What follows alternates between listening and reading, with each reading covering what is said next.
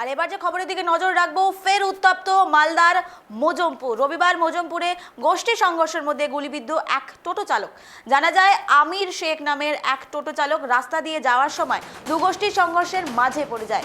আমিরের পরিবারের দাবি, সংঘর্ষের মাঝে আচমকাই সামনে থেকে ধেয়ে আসা একটি গুলিতে আহত হয় আমির। বর্তমানে তিনি আশঙ্কাজনক অবস্থায় মালদা মেডিকেল কলেজে চিকিৎসাধীন রয়েছে। ইতিমধ্যেই ঘটনার তদন্ত শুরু করেছে পুলিশ।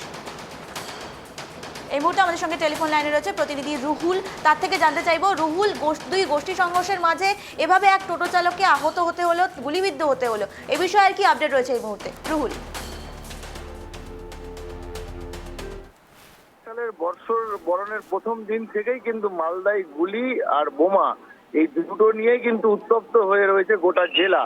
তারই মাঝে ফের কিন্তু গুলির সংঘর্ষে, অর্থাৎ দুষ্কৃতীদের ছোড়া গুলিতে এক টোটো চালকের গায়ে গুলি লাগে। গতকাল ঘটনাটি ঘটেছে মোজামপুর এলাকার গোপালগঞ্জ গ্রাম পঞ্চায়েতের পীরপাড়া এলাকায়।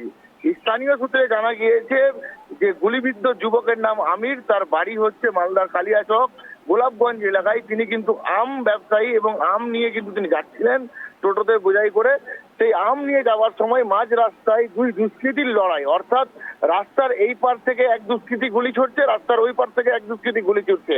এই দুই গুলি ছোড়ার মাঝেই কিন্তু তিনি গিয়ে দাঁড়িয়ে যান এবং সেখানেই সেই একটি গুলি তার গায়ে এসে লাগে এবং সেটি বুকে পাঁজরের পাশে লাগে এবং সেখানেই তিনি লুটিয়ে পড়েন এবং তাকে সেখান থেকে স্থানীয় বাসিন্দারা উদ্ধার করেন এবং তার টোটোতে বয়স্ক বৃদ্ধ বাবা ছিল, তিনি কিন্তু সাথে সাথে স্থানীয় বাসিন্দাদের সহযোগিতায় তাকে কিন্তু হাসপাতালে নিয়ে যায় এবং সেখানে গ্রামীণ হাসপাতালে যখন তাকে নিয়ে যাওয়া হয় সিমলাপুর গ্রামীণ হাসপাতালে, সেখানে চিকিৎসকরা বলে অবস্থা কিন্তু আশঙ্কাজনক রয়েছে আমিরের এবং সাথে সাথে সেখান থেকে তারা মালদা মেডিকেল কলেজ হাসপাতালে নিয়ে আসা হয় এবং সেখানেও কিন্তু চিকিৎসা শুরু করা হয় এবং সেখান থেকে তার পরিবারের পরিজনরা মালদার একটি বেসরকারি নার্সিংহোমে আবার তাকে স্থানান্তরিত করা হয়েছে। এখনো তার অবস্থা কিন্তু আশঙ্কাজনক বলেই আমরা জানতে পারছি এবং মৃত্যুর সাথে পাঞ্জা লড়ছে আমির এবং পরবর্তীতে আমিরের কি অবস্থা থাকছে এবং আমির সুস্থ হবে কিনা সেদিকেও কিন্তু নজর রেখেছি আমরা। কিন্তু বারবার মালদা জেলার প্রত্যন্ত এলাকায় গুলির লড়াই, বোমার লড়াই,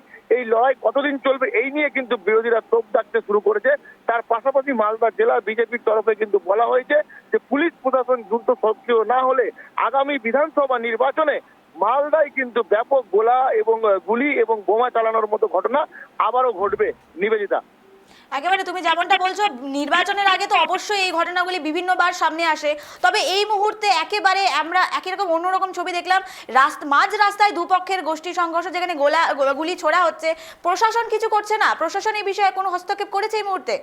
রুহুল, দেখো, বড় বড় ঘটনা মালদা জেলায় গুলি করে খুন এবং বোমার আঘাতে বহু ব্যক্তি আহত হয়েছে, তেমনই কিন্তু পুলিশ সক্রিয় হয়েছে এবং পুলিশ তদন্ত করে দোষীদের গ্রেফতার করতেও সক্ষম হয়েছে। কিন্তু কেন বারবার মালদা জেলার বিভিন্ন এলাকায় এই গুলি চালানোর মতো ঘটনা ঘটছে তা নিয়েও কিন্তু বিরোধীরা প্রশ্ন তুলছে। কোথাও কি পুলিশের ইন্টেলিজেন্স ফেলিয়ার যে এত অস্ত্র মালদার বুকে ঢুকছে? কারণ তোমাকে জানিয়ে রাখি, মালদার পাশেই কিন্তু রয়েছে বাংলা বিহার সীমান্ত এবং তার পাশাপাশি ঝাড়খণ্ড সীমান্ত এবং বাংলাদেশের সীমান্ত, যে সীমান্ত এখনো কাঁটাতারের বেড়া লাগানো হয়নি। বিরোধীরা আশঙ্কা করছে এবং রাজ্য সরকারও কিন্তু বারবার বলছে যে এই বাংলাদেশ বর্ডার, যে বর্ডার রয়েছে কালিয়াচক গোলাপগঞ্জের এলাকায়, সেই বর্ডারে কিন্তু অতি দ্রুত ফেসিং করতে হবে। সেখান থেকে কিন্তু দুষ্কৃতীরা ঢুকছে, আনাগোনা হচ্ছে এবং বিজেপি মদত দিচ্ছে এটাতে। এই নিয়ে কিন্তু রাজনৈতিক চর্চা শুরু হয়েছে মালদা জেলা জুড়ে। নিবেদিতা, একেবারে ধন্যবাদ রুহুল আমাদের সঙ্গে থাকার জন্য। রবিবার মজমপুর দুই গোষ্ঠী সংঘর্ষের মাঝে গুলিবিদ্ধ হলেন টোটো চালক, যেটি জানা যাচ্ছে আমির শেখ নামের এক টোটো চালক রাস্তা দিয়ে যাওয়ার সময় দুই গোষ্ঠী সংঘর্ষের মাঝে পড়ে যায়, সেখানেই কিন্তু তাকে গুলিবিদ্ধ হতে হয় বলে খবর। এই মুহূর্তে তিনি মালদা মেডিকেল কলেজ হাসপাতালে চিকিৎসাধীন অবস্থায় রয়েছেন।